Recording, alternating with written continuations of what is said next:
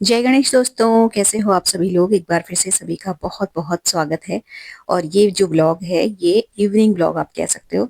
After office थोड़ा थोड़ा करके धीमी धीमी रफ्तार से कैसे सारे काम निपटाए हैं वो शेयर कर रही हूँ। बिजी है शेड्यूल, बहुत हेक्टिक है, थोड़ी थकान भी है, लेकिन मजा भी आ रहा है और एक्साइटमेंट भी उतनी ही है क्योंकि इतनी जगह जाना पड़ रहा है और सब जगह होली होली होली का उड़दंग है। अभी फिलहाल मैंने बहुत एक ढेर जो है प्रेस का निपटाया है। हद से ज्यादा कपड़े हो गए थे, जिसमें साड़ियाँ ज़्यादा थी, मतलब साड़ियाँ भी थी और शर्ट्स थी। तो साड़ियाँ तो वो वाली हैं जो आजकल मैरिज वगैरह में और होली की संगीत में पहनी जा रही हैं, और शर्ट अपनी जो रेगुलर वाली मेरे हस्बैंड की ऑफिस वाली हैं वो है सारी। तो ये मैंने अभी बैठ के आराम से निपटाया है। 1 घंटा मुझे इनको कपड़ों को प्रेस करने में लगा है। अब हाथ के हाथ मैं इनको अभी इसी वक्त जो है जगह पे लगा दूंगी। और यहाँ पे अभी जो ये कपड़े प्रेस करने का काम है ना, ये बहुत डिले हो गया था और मतलब ये स्थिति हो गई थी। मेरे हस्बैंड को दिक्कत होने लगी थी, शर्ट वाले जो प्रेस के कपड़े थे ना वो थे नहीं अलमारी में बिल्कुल भी। तो वो मैंने फाइनली इसको निपटाया है, क्योंकि ज्यादातर इस टाइम पे, शाम के टाइम पे दुकान से आने के बाद या तो कहीं जाना हो जा रहा है या घर पे कुछ ना कुछ ऐसा काम हो जा रहा है, कुछ एक्स्ट्रा कुकिंग, कुछ ऐसा बनाना, वो सारी चीजें। तो इस वजह से थोड़ा सा टाइम नहीं मिल पाया। प्लस अपने घर में भी 2-3 दिन पहले ही होली का कीर्तन था, तो उसकी वजह से भी थोड़ी थकान थी। और शॉप पे तो रोज जाना ही जाना है, तो उसको तो अवॉइड कर नहीं सकते। तो शाम का, कल की शाम एक ऐसी थी, मतलब ये वाला जिस दिन का वीडियो है उससे पहले दिन की शाम की, मैंने उस दिन कुछ नहीं किया, मैंने सिर्फ आराम किया, थोड़ा सा शरीर को रिलैक्स होने दिया। और अब आज जो है वापस से रिदम में आ गया है। तो ये जो कपड़े हैं इनको भी हाथ के हाथ अलमारी में लगा दूंगी। साड़ियाँ हैं जिनमें से एक अलमारी में लगनी है, एक मेरे बेड बॉक्स में जाएगी। तो इस तरीके से चल रहा है अभी। अच्छा, ये जो लास्ट वीडियो मेकअप वाला मैंने डाला था ना, वो आप लोगों को सबको बहुत पसंद आया।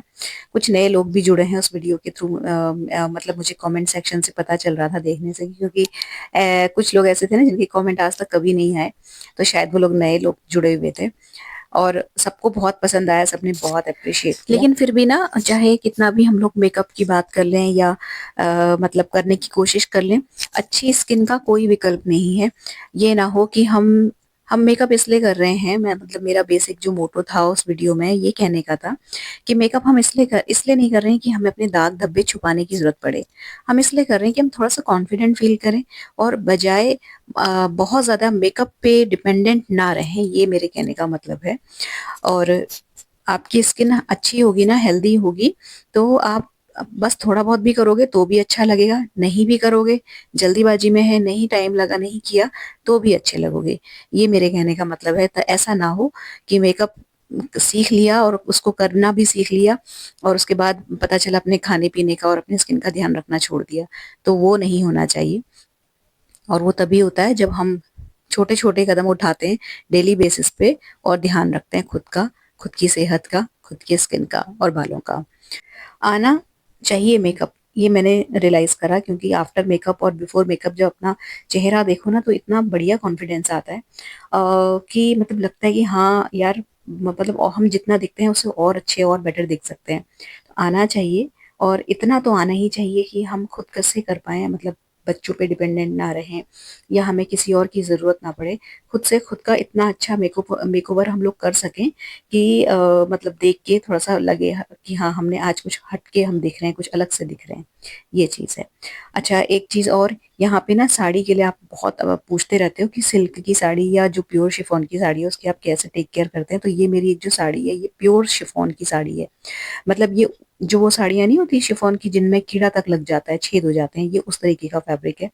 और ये गुजरात से मैंने मंगाई थी, और बहुत ही सॉफ्ट है और प्योर वाली है।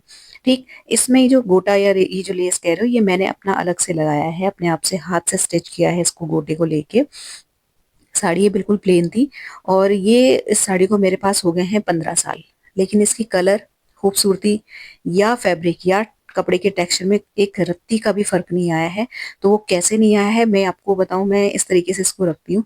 सिल्क की साड़ी को भी फ्रेंड्स इतना ज्यादा केयर की जरूरत नहीं पड़ती जितना कि जो प्योर शिफॉन की साड़ियाँ होती है इनको पड़ती है। तो ये जो अंदर मैंने एक छोटी सी पोटली डाली ना, ये एक कॉटन की छोटी सी, मतलब कपड़ा लिया, धोती का पीस था, उसमें मैंने लौंग रखी हुई है 8 से 10, वो मैंने बांध के इस साड़ी के अंदर डाल दी है। और इस साड़ी को अब मैं ये मलमल के कपड़े में लपेट रही हूँ, ठीक। अब मैं इसको हैंगर में टांग दूंगी। अब ये जो साड़ी है ना, इसको कुछ नहीं होने का, आप इसको एज इट इज रखे रहो, धूप भी नहीं दिखाओगे ना तब भी ये कहीं से कहीं कुछ नहीं होगा इसे। और साल भर बाद भी आप निकालोगे तो ये एज इट इज बनी रहेगी। इसको मैंने अभी आयन किया है। और ये जो साड़ी है ना, पहले मैंने देखिए इसके अंदर लौंग डाली है, उसके बाद एक मलमल के कपड़े से इसे लपेट दिया है। अब मैं इसको नॉर्मल साड़ियों के साथ टांग दूंगी। एक चीज और यहाँ पे ध्यान रखना है कि जो इस तरीके की साड़ियाँ होती है, खासतौर से शिफॉन की जो साड़ियाँ होती है प्योर वाली, इनको ना आप अंदर बंद बक्से में बंद मत करो। ये अंदर बंद बंद भी खराब हो जाती हैं। ये अलमारी ऐसी है जिसमें मेरी रेगुलर वाली साड़ियाँ टंगी हुई है, तो ये अलमारी खुलती रहती है और इसलिए इस साड़ी को हवा लगती रहेगी बीच बीच में। अगर मैं इसे बंद कर दूंगी तो दिक्कत हो सकती है। तो इस तरीके की साड़ियों को बंद बिल्कुल बंद मत करिए कि आप 5-6 महीने बाद खोल के निकाल रहे हैं, ऐसा ना हो। पहनो भले ही आप कितने भी टाइम के बाद, लेकिन साड़ी ऐसी जगह होनी चाहिए कि वहां पे हवा का जो आवाज है, निकास है, वो होता रहे, ठीक। और यहाँ पे जरूरी नहीं कि आप मलमल का ही कपड़ा लो। पुराना जो दुपट्टे होते हैं ना, सूती दुपट्टे जो होते हैं, उनको भी आप उनमें भी लपेट सकते हो, या कॉटन की जो धोतियां होती हैं, या कोई भी कॉटन का कपड़ा, मतलब अगर दुपट्टा हो तो ज्यादा अच्छा है क्योंकि वो पतले होते हैं और उनमें हवा जो है बहुत अच्छे से जो है पार होती है। ये चीज है। मेरे पास कपड़ा है मलमल का रखा हुआ तो मैंने उसमें लपेट दिया।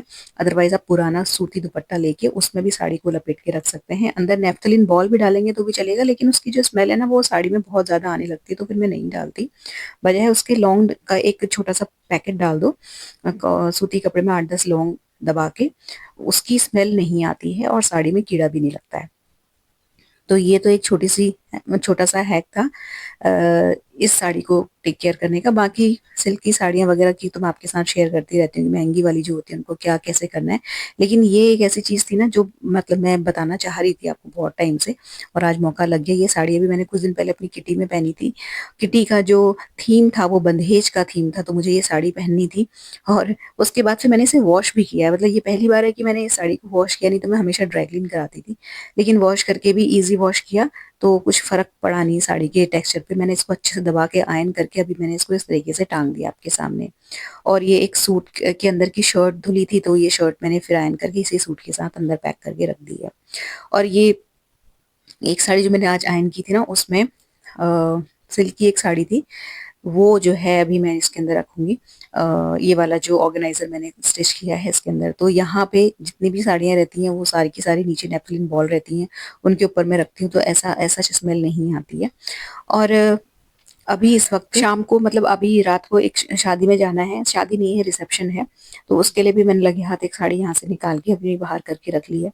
और मतलब मैं आपको क्या बताऊं, इतनी शादियां, इतने रिसेप्शन, होली का जो इस वक्त, तो ये जो खास तौर से ये साल है ना, इतना ज्यादा हेक्टिक जा रहा है कि कभी नहीं है। इतनी शादियां इस बार हमें मिली है, इतने कार्ड्स आए हैं कि मैं आपको क्या बताऊं। एक कोई मतलब ऐसा दिन नहीं जाता है कि जब हम रात को 11, 12, 1 या 1:30 बजे से पहले सो रहे हो, और सुबह उठने का वही टाइम है। आओ मतलब पार्टी वगैरह से, शादी वगैरह से, उसके बाद फटाफट से मतलब कपड़े वपड़े चेंज करो, वो सारी एसेसरीज फैलती हैं, फिर नेक्स्ट डे मॉर्निंग उनको समेटो। तो ये ना फैलाने और समेटने का काम तो चल ही रहा है, साथ के साथ जो होली वाली कुकिंग है वो चल रही है, और एक्स्ट्रा काम है ही है। बाकी का जो रोज का रूटीन है वो अपनी जगह है ही है। तो आज मैं सुबह से सोच रही थी कि व्लॉग मॉर्निंग से ही शूट करूं, लेकिन मेरी बिल्कुल हिम्मत नहीं पड़ी करने की।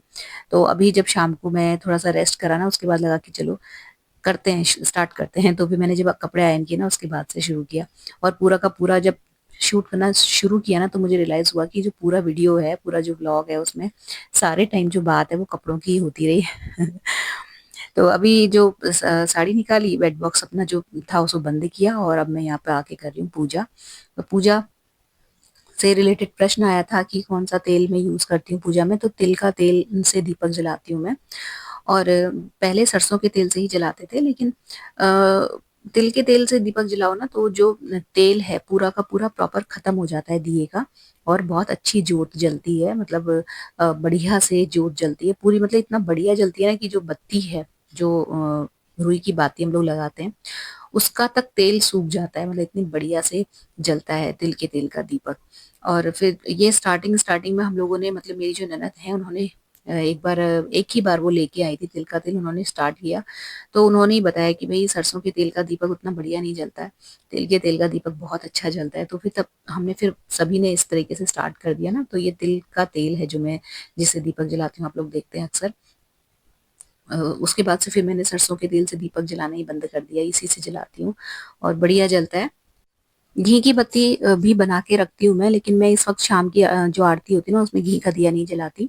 सुबह के टाइम पे आरती के लिए और बाहर जो तुलसी जी का गमला है उसमें घी की बत्ती जलती है, लेकिन शाम के टाइम पे फिर मैं नहीं घी की बत्ती इस्तेमाल करती। यही अपना तिल के तेल का दिया जलाया और धूप जलाती हूँ। और बाहर जो तुलसी जी का गमला है उसमें धूप ही मतलब धूप से ही मैं आरती उतार देती हूँ उनकी भी। तो आज ये जिस दिन का ब्लॉग है ना, इस दिन सैटरडे था और सैटरडे को शमी का पेड़ जो होता है उसमें मैं दीपक जरूर से जलाती हूँ। पंडित जी ने भी बताया था हमें, और वैसे भी मैंने पढ़ा है कि जलाना चाहिए शनिवार के दिन, शमी के पेड़ के पास दिया रख देना चाहिए। तो यहाँ पूजा करने के बाद शाम की जो है अपने मंदिर की जो फूल जो हम लोग सुबह चढ़ाते हैं ना उसमें से जो सूख जाते हैं, जो मुरझा जाते हैं, वो मैं उठा के रख ले मतलब उठा लेती हूँ। और जो थोड़े से फ्रेश से बने रहते हैं, क्योंकि अभी ऐसा मौसम है थोड़ा बहुत कि फूल एकदम से सूख नहीं रहे हैं, थोड़े थोड़े फ्रेश बने रहते हैं शाम तक या नेक्स्ट डे तक, गेंदे के जो फूल हैं खास तौर से। तो वो मैं एज इट इज रखे रहने देती हूँ, थोड़ा सा सजा सा देती हूँ उनको, इस तरीके से लगा देती हूँ कि वो दूर दूर एक से सीक्वेंस में, उनको नहीं फेंकती। और जो सूख जाते हैं मुरझा जाते हैं उन्हें हटा देती हूँ। तो दीपक अंदर से ही जला के लेके आई थी। तो इस शमी का पेड़ है यहाँ पे, ये एंट्रेंस पे ही है ये पेड़ रखा हुआ। कहते हैं कि अगर एंट्रेंस पे शमी का पेड़ रखो तो बुरी जो नेगेटिविटी है वो नहीं आती है, कहते हैं। ठीक है, मानते हैं। जो चीज स्टार्ट कर दो ना फिर उसको फिर छोड़ने का मन नहीं करता। तो ये मेरा नियम है ही है कि मैं जला देती हूँ शाम के टाइम पे दीपक यहाँ पे। रोज नहीं, सिर्फ सैटरडे को। तो ये इधर उधर के काम समेटे, देन फिर मैं वापस से ड्राइंग रूम में आई हूँ। और यहाँ पे जो प्रेस के लिए मैंने सेटअप लगाया था पूरा वो हटाऊंगी। और फाइनली अब मेरी कम से कम 15 दिन की छुट्टी हो गई आयन करने की। अब 15 दिन के बाद देखेंगे जो होगा। फिलहाल यहाँ पे ये काम खत्म हुआ। अभी जो लास्ट मेकअप वाला वीडियो गया ना उसमें जो मैंने कुर्ता सेट पहना था उसकी साइज को लेके क्वेरी आ रही थी। तो मेरा जो साइज है ना जो मैंने पहना हुआ था वो मैंने एल में मंगाया हुआ था, और वो बढ़िया फिट आ रहा है मुझे। हल्का सा मैंने उसे फिटिंग कमर में दिया है। मतलब मुझे उसको रिटर्न करना और वो सबसे ज्यादा सही लगा कि मैं क्योंकि अगर आपका सूट थोड़ा सा साइज में बड़ा भी है ना वो तब तक बुरा नहीं लगता जब तक उसके जो कंधे हैं वो उतर ना रहे हों। लेकिन इसके कंधे बिल्कुल सही थे, गला वाला सब कुछ बढ़िया था, हिप साइज भी बिल्कुल परफेक्ट था। बस ये थोड़ा सा कमर से हल्का सा मुझे फिटिंग इसको मैंने दी है। एल लिया है मैंने। और जो आप पूछ रहे थे, शायद सुमन लता जी पूछ रहे थे, तो आप अपने हिसाब से फिर मंगाइएगा। एल मंगाएंगे अगर आपका जो मतलब मेरी तरह ही हो आप, आपका फिगर, तो एल सही जा रहा है। बाकी थोड़ी बहुत फिटिंग करना चाहो तो कर लो, वैसे नहीं भी करोगे तो भी चलेगा। तो उसके बाद अभी फिर मैं आई हूँ अभी ये अपना थोड़ा सा डिनर की प्रेप करने के लिए, क्योंकि रिसेप्शन में मैं, मेरे हस्बैंड और मेरी बड़ी बेटी जा रहे हैं। छोटी बेटी जो है वो घर पे ही है, दादी और उसके लिए और बुआ, हम मतलब इन तीन के लिए। फिर मैंने कहा अब मैं एक बेटी के लिए क्या बनाती, तो फिर मैंने उनको मना कर दिया। तो अभी ये डिनर में मैं बना रही हूँ सबके लिए मिक्स वेज के पराठे। और इसके जब मैंने एक बार एक शॉर्ट वीडियो में ये शेयर किया था ना बहुत पहले, तब उसमें उसके कमेंट्स में इसकी रिक्वेस्ट आई थी। तो आज मैं बना रही हूँ ना तो मैं डिटेल में बता देती हूँ आपको। इसमें वैसे तो जैसे जो मिक्स वेज पराठा होता है उसमें कोई भी सब्जी डाल दो, खैर कोई दिक्कत नहीं है। लेकिन फिर भी कुछ सब्जी ऐसी होती है ना कि जरूरी नहीं कि हर चीज में हर चीज अच्छी लगे, हर रेसिपी में सब कुछ डाल दो तो वो अच्छा ही हो, ऐसा नहीं होता है। तो ये वाला जो मिक्स वेज पराठा है ना इसमें स्पेसिफिकली अगर मैं बताऊं सब्जियों के बारे में, तो मैं इसमें गाजर डालती हूँ, प्याज डालती हूँ, अदरक, और ये अपना हरी मिर्च, हरा धनिया, बस इसके अलावा और कुछ भी नहीं डालती और पराठे यम बनते हैं। जो गाजर है और जो प्याज है उसको मैं ग्रेट कर देती हूँ। ठीक, हरा धनिया हरी मिर्च को चॉप करेंगे और जो अदरक है उसको भी फाइन फाइन ग्रेट कर देंगे। प्याज आप काट के भी डाल सकते हो, लेकिन काट के ये रहता है कि जब पराठे मतलब सेको ना तो थोड़ा सा वो जो पीस है वो पराठा उतना स्मूथ नहीं बनता है। अगर उसकी जगह जो प्याज है उसको भी आप गाजर की तरह साथ ही ग्रेट कर दो ना तो बढ़िया बनते हैं। और इसमें जो आटा है इसमें नमक हल्दी डालूंगी मैं, और इसके अतिरिक्त अगर आप हरी मिर्च नहीं पसंद करते हैं, नहीं डालना चाहते तो फिर आप कुटी हुई मिर्च जो लाल मिर्च होती है वो भी डाल सकते हो। ये सारी चीजें आटे में डालने के बाद अ, थोड़ा सा अगर आपके पास खट्टा दही है तो पहले वो डालेंगे। ठीक, अगर मान लीजिए आपके पास दही नहीं है तो आप थोड़ा सा मोयन भी डाल सकते हैं, लेकिन दही डाल के बनाइएगा, पराठे बहुत ही सॉफ्ट बनते हैं। और दही से घुटने के बाद इस आटे को रेस्ट देना बहुत जरूरी है। मतलब ये ना हो कि आपने बस गूथा और आप पराठे सेकने लगे, तब वो पराठे उतने बढ़िया नहीं बनते हैं। थोड़ा सा दही डालेंगे आप 2 से 3 चम्मच, मेरे पास दही इस वक्त नहीं था, मैंने सारे का मट्ठा बना दिया था, तो थोड़ा सा मैंने जो मट्ठा था वो ले लिया है, इसमें डाल दिया है। और बाकी जो है फिर मैंने गुनगुने पानी से मैं इस आटे को लगा रही हूँ। और आटा जो है थोड़ा सा सख्त, मतलब सख्त भी नहीं रखेंगे, लेकिन थोड़ा सा जो हम बनाते हैं नॉर्मल पराठे और रोटी का, उससे हल्का सा टाइट रखेंगे, क्योंकि एक तो देखिए इसमें सब्जियां हैं और नमक है, तो जब नमक और सब्जियां एक संपर्क में आती है ना, तो मॉइस्चर रिलीज करती हैं और आटा हो जाता है बहुत गीला। गीले आटे से रोटी पराठे बनाओ, बनते बहुत अच्छे हैं, लेकिन हैंडल करना मुश्किल हो जाता है। तो थोड़ा सा टाइट साइड में रखेंगे, और जब आप उसे रेस्ट दोगे ना, वो थोड़ा सा फूलता है तो वो सही हो जाता है, परफेक्ट कंसिस्टेंसी में आ जाता है। रेस्ट देना बहुत ज़रूरी है। मिक्स वेज पराठे हमेशा टाइट इसलिए बनते हैं क्योंकि हम उसको रेस्ट नहीं देते आटे को। कम से कम 1 घंटे के लिए छोड़ दीजिए उसे, दही और गुनगुने पानी से गूंथने के बाद, और वो जो है आटा आपका बढ़िया हो जाएगा। उसके बाद आप उसके पराठे बनाएंगे तो मतलब सवाल ही पैदा नहीं होता कि पराठे जो है वो मतलब वैसे बने, स्टिफ स्टिफ से बने। इवन जो पराठे सेके हुए रखे रहते हैं ना, बाद में भी आप उन्हें खाओगे ना, तो भी वो इतने सॉफ्ट और बहुत ही बढ़िया पराठे लगते हैं, वो भी बहुत अच्छे लगते हैं। ठंडे पराठे भी बहुत बढ़िया रहते हैं। तो ये करने के बाद फिर मैंने पहले बर्तन वर्तन निपटाया, उसके बाद पराठे सेकने शुरू किए। बेटी के हाथ पराठे ऊपर दादी और बुआ के लिए भिजवा दिए, उसको खिला दिया।